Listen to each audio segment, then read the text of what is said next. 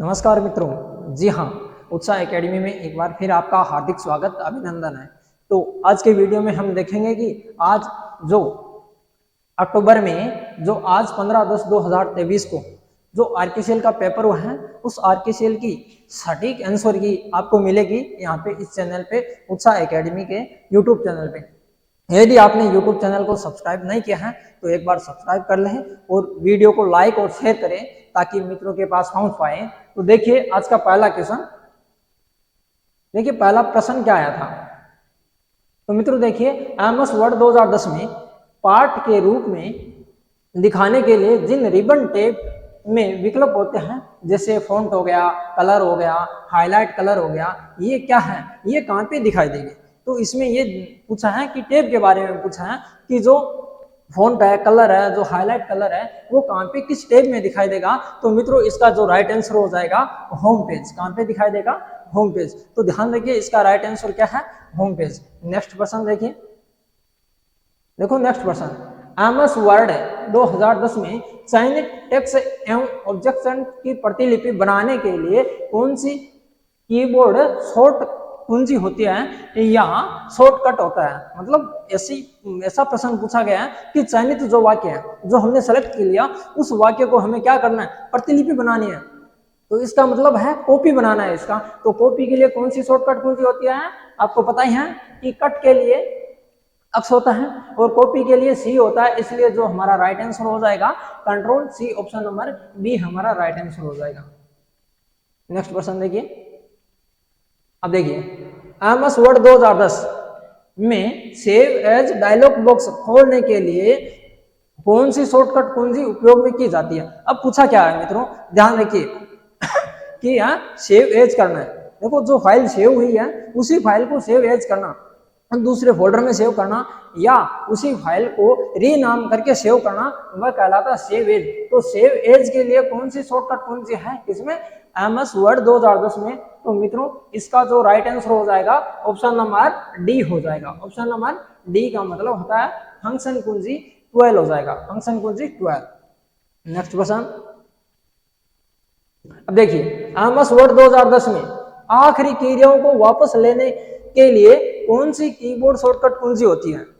पूछा क्या है? जो आखिरी क्रिया है, जो हमने आखिरी बार क्या किया है उसी को हमें वापस लेना, डिलीट हो गया, तो उसके लिए कौन सी शॉर्टकट कुंजी यूज में लेंगे। तो उसके लिए मित्रों जो राइट आंसर होगा, अनडू के बारे में पूछा है, तो इसलिए इसका जो राइट आंसर होगा ऑप्शन नंबर बी हो जाएगा। कंट्रोल के साथ में जेड दबाएंगे तो जो हमने आखिरी क्रिया की है उस आखिरी क्रिया को डिलीट कर दिया है। तो डिलीट की क्रिया को हमें क्या करना है? वापस लेना है। तो वापस लेने के लिए कौन सी कुंजी है? कंट्रोल के साथ में जेड। नेक्स्ट क्वेश्चन देखिए, प्रश्न संख्या 5, एमएस एक्सेल 2010 में, एक्सेल की बात कर रहा है, वर्ड, एक्सेल और पावर पॉइंट से बहुत सारे प्रश्न पूछे गए हैं। तो देखो एमएस एक्सेल में, एमएस एक्सेल 2010 में एक्सेल वर्कबुक के लिए क्या फाइल एक्सटेंशन रूप होता है, उसका फॉर्मेट क्या है। जब हम सेव करेंगे तो एक्सटेंशन जो रूप होगा जो फाइल का, वो क्या होगा? तो इसमें ऑप्शन नंबर ए क्या दे रखा है, मतलब एक्सेल्स और डॉक्यूमेंट्स और पीपीटी और पीडीएफ होता है।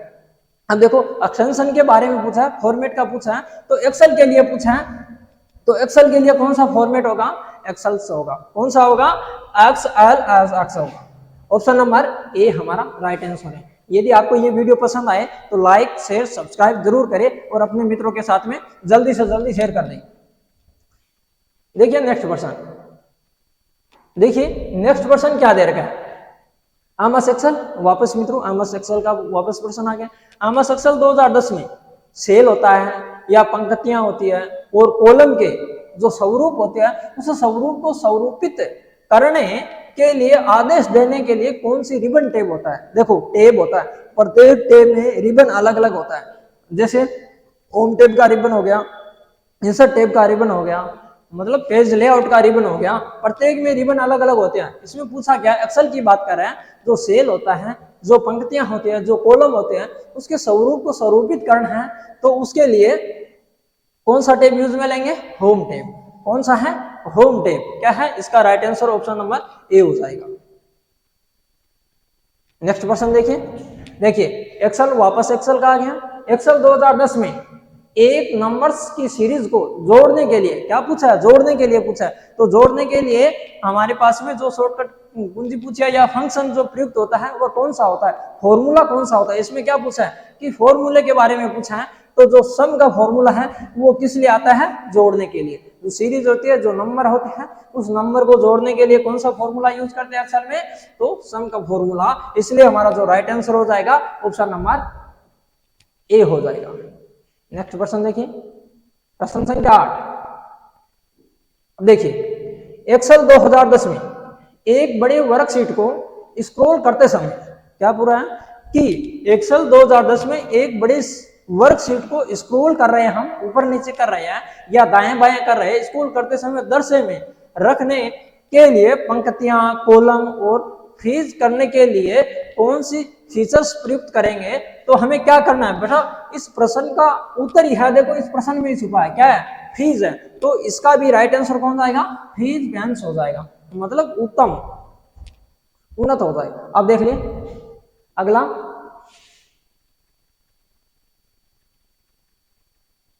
प्रश्न संख्या 9।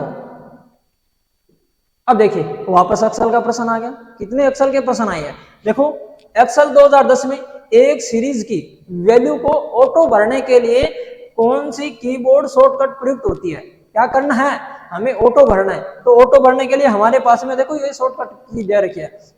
देखो सी दे रखा है, सी का मतलब कॉपी हो जाता है ना, कॉपी हो जाता है। बी का मतलब पेस्ट हो जाता है। अब देखो ए का मतलब ऑल सेलेक्ट होता है। तो हमारे पास में बचा क्या, कंट्रोल के साथ में आर। इसलिए जो हमारा राइट आंसर हो जाएगा तो वह कौन सा हो जाएगा, कंट्रोल के साथ में आर। तो आर जो है शॉर्टकट कुंजी किसके लिए है, वैल्यू को ऑटो भरने के लिए। अब देखिए प्रश्न संख्या 10। प्रश्न संख्या 10 में क्या कह रहा है, ध्यान से पढ़िए मित्रों। अब देखो पावर पॉइंट, अब किसके बारे में प्रश्न आ रहे हैं, पावर पॉइंट। पावर पॉइंट 2010 में मतलब पावर पॉइंट 2010 में पावर पॉइंट प्रेजेंटेशन की डिफॉल्ट फाइल एक्सटेंशन, देखो दोनों में एक्सटेंशन पूछ लिया है ना। एक्सेल में एक्सटेंशन पूछा था, अब किस में पूछ लिया, पावर पॉइंट का एक्सटेंशन पूछ लिया। तो पावर पॉइंट का जो एक्सटेंशन जो रूप होगा वह कौन सा होगा मित्रों, पीपीटीएक्स। कौन सा हो जाएगा, पीपीटीएक्स, पावर पॉइंट प्रेजेंटेशन हो जाएगा। कौन सा हो जाएगा, पावर पॉइंट प्रेजेंटेशन। इसलिए जो हमारा राइट आंसर हो जाएगा कौन सा, ऑप्शन नंबर ए। अब देखो अगला प्रश्न, पावर पॉइंट 2010, वापस पावर पॉइंट के बारे में आ गए हैं कि पावर पॉइंट 2010 में किस रिबन टेप, क्या बात कर रहे हैं, रिबन टेप में टेक्स्ट है, छवियां होती है और वीडियो को स्लाइड में डालने के लिए कौन सी कमांड है। मतलब रिबन की बात कर रहा है, वह रिबन किस मतलब टेब में मिलेगा जिसमें हम क्या अपने छवियों को ऐड कर सकते हैं, टेक्स्ट और वीडियो को हम स्लाइड में डालने के लिए ऐड कर सकते हैं। तो क्या करेंगे हम, इसलिए इसका जो राइट आंसर हो जाएगा इंसर्ट हो जाएगा। क्या करेंगे, हमारी स्लाइड में हम छवि को इंसर्ट करेंगे, वीडियो को क्या करेंगे, इंसर्ट करेंगे। इसलिए जो हमारा राइट आंसर हो जाएगा ऑप्शन नंबर बी। यदि वीडियो पसंद आए तो अपने दोस्तों के साथ में शेयर जरूर करें। देखिए अगला प्रश्न वापस पावर पॉइंट का आ गया। देखो पावर पॉइंट 2010 में स्लाइड सॉर्टर व्यू का क्या उद्देश्य है, हमें पूछा है स्लाइड सॉर्टर के बारे में। तो स्लाइड सॉर्टर जो होता है पावर पॉइंट में, इसका उद्देश्य क्या है, तो इसका उद्देश्य होता है मित्रों प्रेजेंटेशन में जो स्लाइड को फिर से व्यवस्थित करने और संगठित करने के लिए होता है। जो स्लाइड होती है उस स्लाइड को क्या करना होता है, स्लाइड को फिर से व्यवस्थित करना या संगठित करने के लिए किसका यूज किया जाता है, स्लाइड सॉर्टर का या स्लाइड सॉर्टर व्यू का यूज किया जाता है। इसलिए जो हमारा राइट आंसर हो जाएगा ऑप्शन नंबर बी हो जाएगा। देखिए अगला प्रश्न, प्रश्न संख्या 13। पावर पॉइंट के बारे में वापस आ गए, मतलब सीरियल वाइज आया, जितने भी क्वेश्चन आए पहले एक्सेल के बारे में पूछे गए थे, अब पावर पॉइंट के बारे में पूछे जा रहे हैं। देखो पावर पॉइंट 2010 में जो टेक्स्ट होता है हमारा, या टेक्स्ट हो गया या ऑब्जेक्ट टेक्स्ट हो गया या कस्टम एनिमेशन जोड़ने के लिए कौन सी सुविधा होती है, क्या करना है, मतलब कस्टम एनिमेशन हमारे अनुसार जो एनिमेशन जोड़ना है उसके लिए हम कहां पे जाएंगे, तो हम जाएंगे एनिमेशन पेन्स में। कहां पे जाएंगे, एनिमेशन पेन में। तो हमारा जो राइट आंसर हो जाएगा option number D right answer हो जाएगा। देखिए एनिमेशन में गए और एनिमेशन ये पेन दिखाई दे रहा है।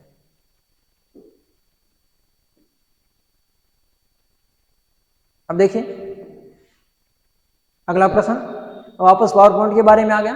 तो पावर पॉइंट 2010 में स्लाइड मास्टर का क्या उद्देश्य है, क्या पूछा है, स्लाइड जो मास्टर होता है उसका उद्देश्य क्या है। तो इसके उद्देश्य के बारे में ये चार हमारे पास में ऑप्शन है।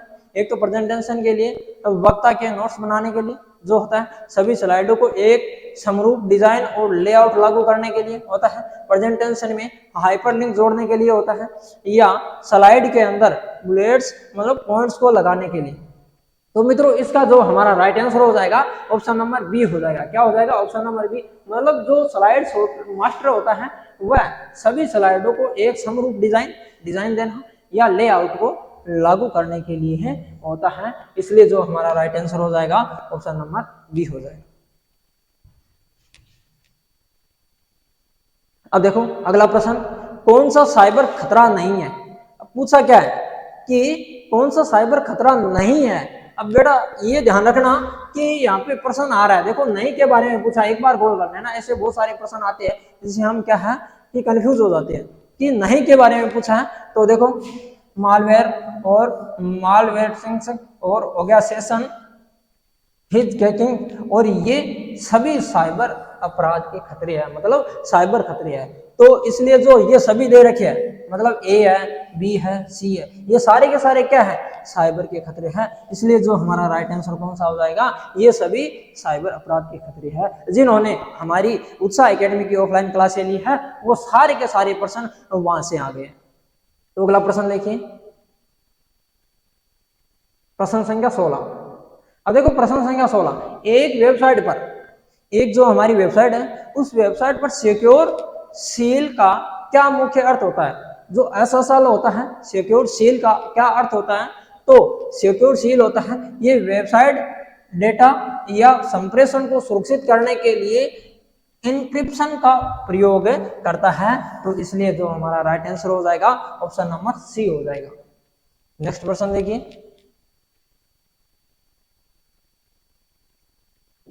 अब देखिए निम्न में से भारत में इलेक्ट्रॉनिक लेन देन और डिजिटल हस्ताक्षरों को प्रतिबंधित और नियंत्रण करने का खास उद्देश्य रखने वाले कौन से कानून है। मतलब पूछा कानून के बारे में पूछा है, किसके कौन सा कानून, इलेक्ट्रॉनिक्स जो लेन देन होता है, जो डिजिटल भुगतान होते हैं उस भुगतान के बारे में हस्ताक्षरों को प्रतिबंधित करता है या नियंत्रण करने के खास उद्देश्य रखने वाले कौन से कानून होता है। तो मित्रों उसका जो राइट आंसर होगा ऑप्शन नंबर सी हो जाएगा, उपभोक्ता संरक्षण अधिनियम 2019 हो जाएगा। कौन सा हो जाएगा, उपभोक्ता संरक्षण अधिनियम 2019। नेक्स्ट क्वेश्चन देखिए, अब देखिए एक विंडोज ऑपरेटिंग सिस्टम है, विंडोज ऑपरेटिंग सिस्टम की बात कर रहे हैं। विंडोज ऑपरेटिंग सिस्टम में सिस्टम रिस्टोर का प्राथमिक उद्देश्य क्या होता है। जो सिस्टम होता है उसको रिस्टोर करना, उसका प्राथमिक उद्देश्य क्या होता है। तो देखो कंप्यूटर पर सभी फाइलों और फोल्डरों को बैकअप बनाने के लिए, इसमें पूरे मतलब पूरे हार्ड ड्राइव का एक स्नैपशॉट बनाने के लिए, या समस्याओं या त्रुटियों की स्थिति में पूर्व स्थिति में या सिस्टम को वापस लाने के लिए एक तरीका प्रदान करने के लिए होता है, या कंप्यूटर को प्रदर्शन की गति बढ़ाने के लिए होता है।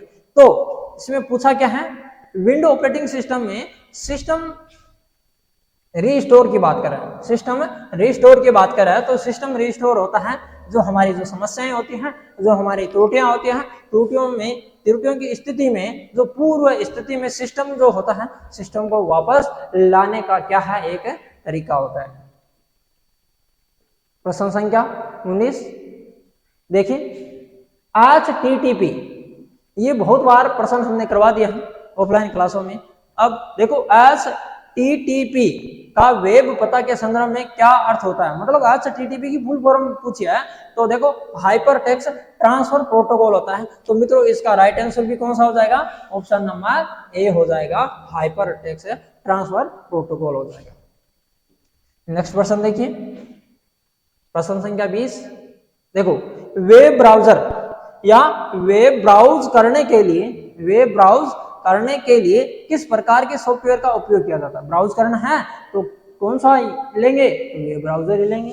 मतलब ऐसे प्रश्न के उत्तर किस में छुपे हैं, देखो प्रश्न में छुपे उत्तर। देखो इसका राइट आंसर कौन सा हो जाएगा, वेब ब्राउजर हो जाएगा। नेक्स्ट प्रश्न देखिए, प्रश्न संख्या 21। अब देखो आमस एक्सेल 2010 वापस एक्सेल के बारे में आ गया कि कौन सी शॉर्टकट कुंजी का उपयोग एक एक्सेल वर्कशीट को सजाने के लिए, सजाने का मतलब क्या होता है मित्रों, सजाने का मतलब होता है सेव करना होता है। क्या होता है, सेव करना किसी फाइल को। तो सेव करने के लिए शॉर्टकट कुंजी कौन सी होती है, कंट्रोल के साथ में एस होती है। कौन सी होती है, एस होती है। इसलिए जो हमारा राइट आंसर कौन सा हो जाएगा, कंट्रोल एस हो जाएगा। सी का मतलब क्या हो जाएगा बेटा, कॉपी हो जाएगा। पी का मतलब प्रिंट होता है और वी का मतलब पेस्ट हो जाता है। अगला प्रश्न देखिए, प्रश्न संख्या 22। भारत में पैन कार्ड का मुख्य उद्देश्य क्या है। जो पैन कार्ड है हमारा, मतलब उस पैन कार्ड का मुख्य उद्देश्य क्या है, तो पैन कार्ड का मित्रों मुख्य उद्देश्य है जो टैक्स के उद्देश्यों के लिए जो आय होती है, जो वित्तीय लेन देन का परिवर्तन करना होता है, यही पैन कार्ड का मुख्य उद्देश्य होता है, न कि एक आईडी कार्ड। प्रश्न संख्या 23 देखिए, प्रश्न संख्या 23।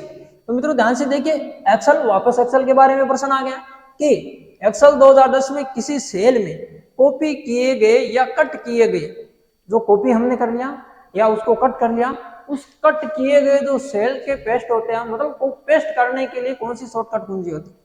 तो मित्रों देखो कितना घुमा के प्रश्न पूछा है। प्रश्न पूछा क्या है कि पेस्ट करने के लिए कौन सी शॉर्टकट कुंजी होती है। तो पेस्ट करने के लिए अभी मैंने बताई थी पिछले प्रश्न में, तो पेस्ट करने के लिए कौन सी होती है, कंट्रोल के साथ में वी होती है। कंट्रोल के साथ में वी होती है। अब देखो प्रश्न संख्या 24, आमस एक्सेल के बारे में वापस प्रश्न आ गए। तो आमस एक्सेल 2010 में सेल पता का सही उदाहरण क्या है। ऐसा प्रश्न बहुत बार आता है, हर आरकेसीएल के एग्जाम में इसके बारे में एक प्रश्न पूछा जाता है। अब जो सेल होता है उस सेल का सही पता उदाहरण क्या होता है। तो मित्रों ध्यान रखिए, जो हमारा सेल होता है, जैसे हमारे पास में ये टेबल है, इस टेबल में ये कॉलम बन गए। अब देखो ये रो बन गए। अब देखो ये एक क्या हो गया, सेल हो गया। अब देखो ये है A column, B column, C column, D column, 1 2 3 4, ये क्या हो गए, रो हो गए। अब देखो सही उदाहरण पूछा है एक सेल का, तो ये सेल होता है, इसका सेल का सही उदाहरण क्या होगा, सबसे पहले किसका नाम आएगा, कॉलम का नाम आएगा। अब देखो कॉलम इसमें क्या है, सी है, तो देखो सबसे पहले कोई कॉलम का नाम है, इसमें है, बिल्कुल है, हो सकता है। इसमें तो होगा नहीं, क्योंकि इसमें किसका नाम आ रहा है, मतलब रो का नाम आ रहा है, संख्याएं आ रही है, मतलब इंग्लिश की जो नंबर्स है वो नहीं आ रहे अल्फाबेट। अब देखो इसमें ए बी और 145, बिल्कुल राइट आंसर क्या हो जाएगा हमारा, ए बी, मतलब ए और बी को मिला के आगे कौन सी संख्या हमारे पास में 145, यही एक सेल का क्या है, सही उदाहरण है। जबकि ये क्यों नहीं है, देखो ए 12 होता तो सही होता, अब आगे क्या दे दिया, वापस ए बी दे दिया, तो ए बी वापस क्या है, जो कॉलम है वो नहीं आएगा, क्योंकि सबसे पहले कॉलम आएगा, उसके बाद में क्या आएगा, रो आएगा। इसलिए जो हमारा राइट आंसर कौन सा हो जाएगा, option number B, A B 145। प्रश्न संख्या 25, गूगल ड्राइव, माइक्रोसॉफ्ट और वन ड्राइव और ड्रॉप बॉक्स, ये किस प्रकार के उदाहरण होता है। अब बात करें ड्राइव की, अब इसमें वन ड्राइव की बात करें, इसमें ड्रॉप बॉक्स की बात करें। जो हमारी गूगल ड्राइव होती है वो एक क्या है, क्लाउड स्टोरेज होती है। क्लाउड स्टोरेज का मतलब होता है हम हमारी फाइलों को क्लाउड पे डायरेक्ट इंटरनेट पे सेव कर सकते हैं, तो वही क्लाउड स्टोरेज होता है। इसलिए ये जो हमारे राइट आंसर इसमें हो जाएगा क्लाउड स्टोरेज सेवाएं के लिए। प्रश्न संख्या 26, भारत में रुपए कार्ड की शुरुआत, भारत में जो रुपए कार्ड आता है हमारा एटीएम, उसके ऊपर एटीएम में रुपए कार्ड लिखा आता है, उस रुपए कार्ड की शुरुआत किस संगठन ने की थी, तो उस संगठन का नाम क्या है मित्रों, इसका नाम है एनपीसीआई। तो ये भी ध्यान रख लेना, जो ट्रिपल सी की भी तैयारी कर रहे हैं ना, ये प्रश्न बहुत बार आता है उसमें, एनपीसीआई। तो एनपीसीआई की फुल फॉर्म क्या होती है, national payment corporation of India, ये एक संस्था होती है जिस संस्था के द्वारा क्या किया गया, रुपए कार्ड की शुरुआत की गई। तो हमारा right answer option number C हो जाएगा। प्रश्न संख्या 27, कौन सी सोशल नेटवर्किंग साइट को उसके पोस्ट में अक्षर सीमा की बात करें जिसमें निश्चित सीमा होती है अक्षरों की, और हैशटैग का उपयोग करने के लिए जाना जाता है। तो मित्रों हैशटैग के लिए अब बात पूछा है कि पोस्ट जो कर रहे हैं, जो वर्ड लिख रहे हैं, उसकी समय सीमा भी होनी चाहिए। क्या होनी चाहिए? अक्षरों की सीमा होनी चाहिए। तो मित्रों इसका राइट आंसर कौन सा हो जाएगा? ट्विटर हो जाएगा, क्योंकि वर्तमान में ट्विटर पे हम कितने वर्ड लिख सकते हैं? 280 लिख सकते हैं भारतीय या अन्य देशों के नागरिकों के लिए, जबकि अमेरिका के नागरिकों के लिए कितने हैं? 4000 वर्ड होते हैं। और इसमें किसका प्रयोग? हैशटैग का उपयोग करने के लिए जाना जाता है। तो इसलिए जो राइट आंसर हो जाएगा हमारा ऑप्शन नंबर बी हो जाएगा। अब देखो अगला प्रश्न, राज ई साइन का प्राथमिक उद्देश्य क्या है? राजस्थान की जो ई साइन वेब पोर्टल है, इसका जो प्राथमिक उद्देश्य क्या है? तो मित्रों इसका जो राइट आंसर हमारा हो जाएगा मतलब इलेक्ट्रॉनिक हस्ताक्षर प्रमाणीकरण, मतलब इलेक्ट्रॉनिक हस्ताक्षर करना, जैसे जाति प्रमाण पत्र हो गया, मूल निवास हो गए, यहाँ पे डिजिटल सिग्नेचर आते हैं। तो यही राज ई साइन का प्राथमिक उद्देश्य है।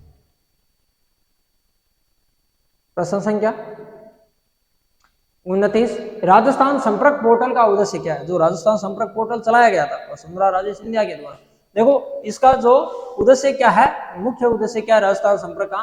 तो देखो सिंगल साइन ऑन सिस्टम होता है, या शिकायत सुलझाने के लिए सेवाएं होती हैं, नागरिक पंजीकरण सेवाएं होती हैं, नागरिक सेवाओं को लाभ उठाना।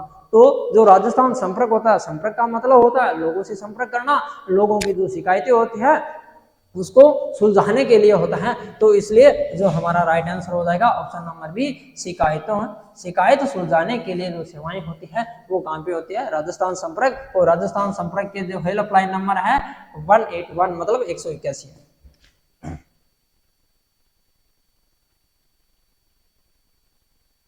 अब देखो अगला प्रश्न देखिए,